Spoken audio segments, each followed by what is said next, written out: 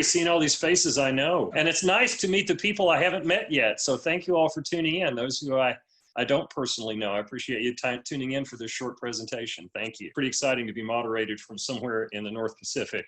That's pretty cool. Well, by the way, yeah, my name is Les Johnson. I do have some slides to share with you today because when I give a talk, I like to have these nice visuals in the background. And given that in my day job, I do work for NASA and I am a true space cadet, I thought we would celebrate today as the anniversary of the lunar landing by wishing everybody a happy lunar landing day, because it was 51 years ago today that people first set foot on the moon. And that was an inspirational moment in my life and played a big part in my career and my avocation as a writer. So it's a huge deal, especially here in my little community of Huntsville, where the rockets were built that took the astronauts to the moon. Just briefly, for those that don't know me, I am a boy from East Kentucky. I grew up in Appalachia in a little town called Ashland. I have a Bachelor of Arts degree from a pretty nice regional liberal arts college, Transylvania University, which is in Lexington, Kentucky. I have a master's degree in physics from Vanderbilt University, so I've stayed in the southeastern US. I currently live in the Huntsville, Alabama area, which is the home of the Marshall Space Flight Center, and you can see pictures of rockets there because the community is very proud of that. I do work for NASA, but I have to give the caveat, my art side is not affiliated with NASA, so anything I say today is just me, not related to my employer. I'm here today because about 10 years ago, I really fulfilled a dream I've had for a long time, and that is writing, beginning to be a writer. And I have to confess, when I was invited to be on An Artist Today, I had that moment of imposter syndrome. I've been at NASA for 30 years, and it took me 10 years to get over my imposter syndrome of being a NASA physicist and realizing, hell, maybe I do belong here, you know, hey. But as an artist, even though I've been writing for about 10 years, when someone calls me an artist, it kind of shocks me because even though I've written and write fiction and nonfiction, I hadn't really considered that as something to put in my self-image, and I'm really pleased that that's actually been recognized, and I can start thinking along those lines. Here are pictures of some of my book titles. Along the bottom are some of the nonfiction books that I've written, most about space and space exploration or advanced technology. But across the top, you can see the beautiful covers from my science fiction publisher, Baen Books, about some of the science fiction novels and adventure stories that I've had the privilege of having published and gotten good feedback from readers who seem to have enjoyed those. And that really is a big motivator for any artist, is to see fans and people appreciate their work and get into discussions about the characters and about the story and the meaning of what they write. And I really appreciate a lot of the discussion I've had with people when I've been able to get out and interact more than we've been able to do in 2020. This slide is to show you my most recent works, and this is where I really want to comment about the inspiration that I have as a writer. And that inspiration is the universe around us, and it's unlimited. And the beauty of science fiction, which is the genre in which I write, is that you can take people and all that it means to be human and ask the what if questions. What would be the implication on society if you had technology A or technology B? And it allows us, in a discussion I had over the weekend that was a Facebook Live event that my publisher had organized with some students at a university, it really gave me a minute to think about the whole notion of ethics-driven decision-making in our society. And science fiction, in my opinion, well-written science fiction entertains, first and foremost. People buy fiction to be entertained.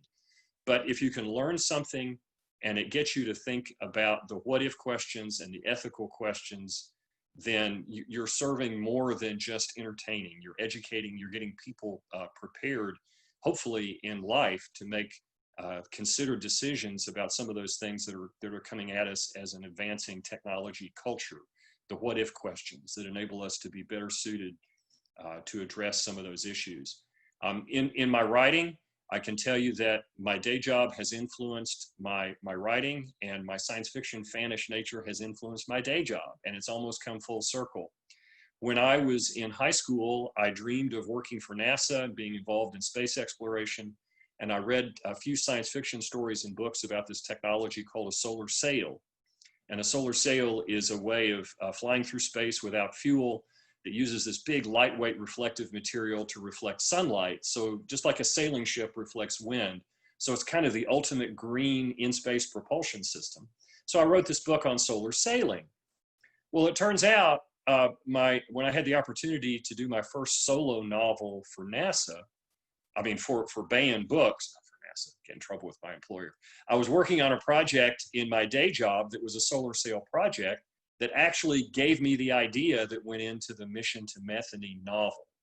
So the work that I do inspired the writing, and in Mission to Methany, it's a first contact story in that we humans are exploring our solar system in the not too distant future, and an artifact is found from an ancient civilization that visited Earth about 50,000 years ago.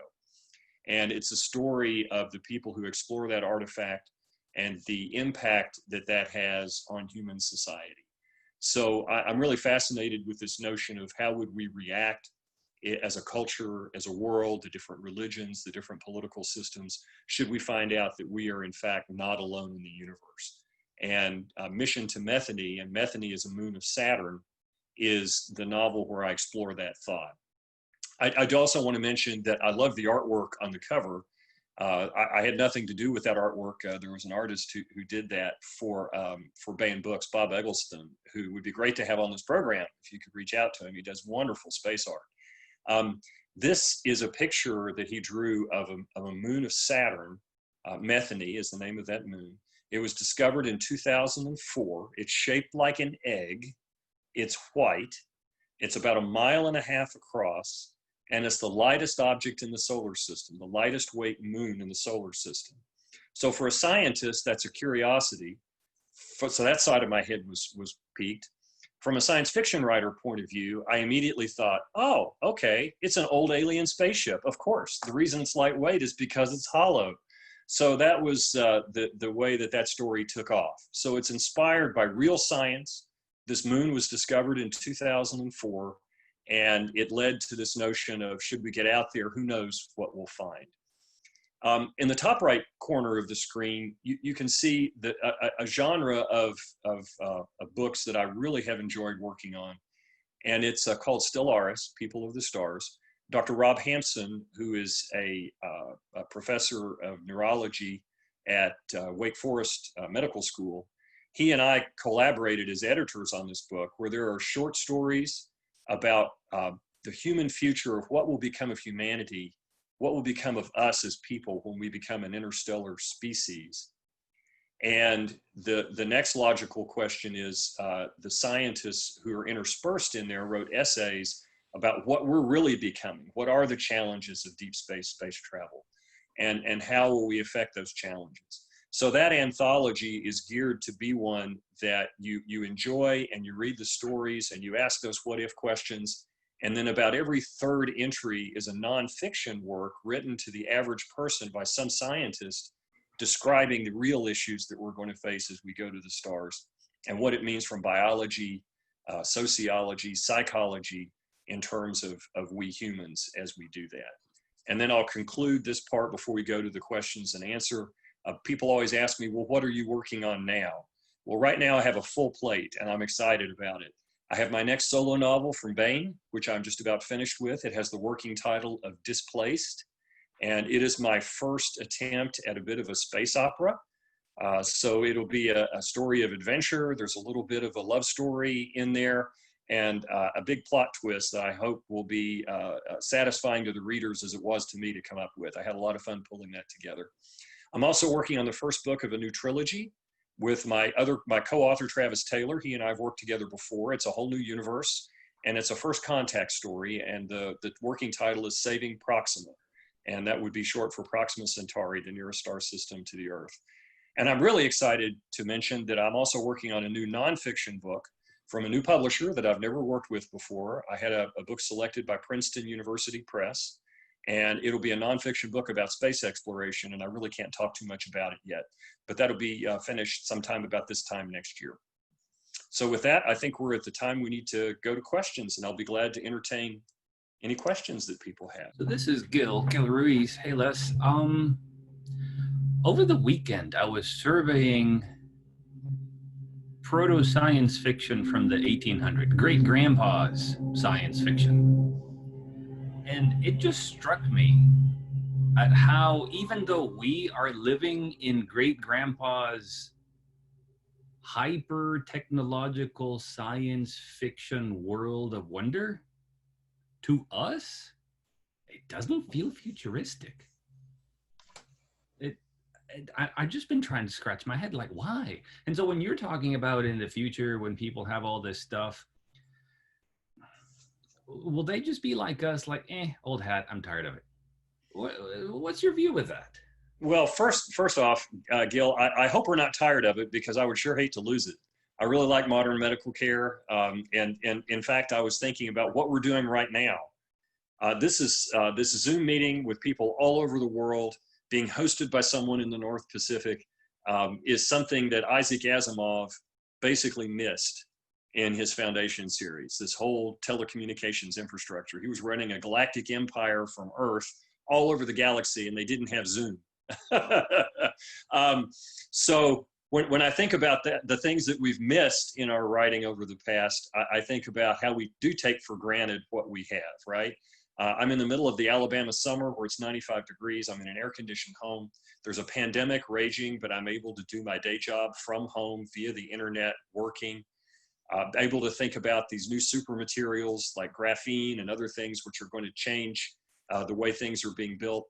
So Gil, I think people will just take it for granted. I really believe that the breakthroughs that are happening that give them something new, they'll be excited about, like we are. But the things that they do in their everyday life, if I'm successful as a writer, it'll be in the background, seamless, and just part of their life. It won't be gee whiz to them because they'll have grown up with it. In fact, if I make it too gee whiz, it'll be jarring and kind of take the reader out of the story, I think. So I think a successful writer who posits the future needs to make sure their characters are comfortable in the future that they're in, because it's their future. It's their current day. It's our future. That makes sense. Thank you. No, they're not doing Dragon Con this year. Is that right? That's my understanding. They're doing a virtual event. I just got an email from the organizers of the space track wanting to know if I was going to do an event virtually this year for them. So, a quick question. Like at Dragon Con, you go to the space. You're on the space panels. I think I was actually on one with you at some point. So when you're in the science fiction world, they'll call on you as a space science expert. Do you find yourself at NASA meetings occasionally, because people know what your side job is as a science fiction writer? Do they pick your brain as a science fiction writer in NASA meetings? It's happened occasionally, but it usually happens during the lunch break or after the meeting. I'll get people come up to me and talk about it and how I do that. One of the things I was concerned about, because I had heard from people earlier era, just ahead of us, I guess the 20 years ahead of me in my career, the science fiction writers who worked in the aerospace industry at that time didn't talk about their work, didn't talk about their writing with their work colleagues, because it was kind of looked down on, and they thought that it would hurt their career. And I've not had that fear or concern. In fact, I've had a lot of people be very affirming the fact that I try to communicate the gee whiz of space exploration and space travel in my writing, because they themselves were inspired by science fiction. So no, it doesn't really come up in the meetings themselves, but it's not uncommon to come up over lunch or a coffee break or something. So thanks for having me. Bye-bye.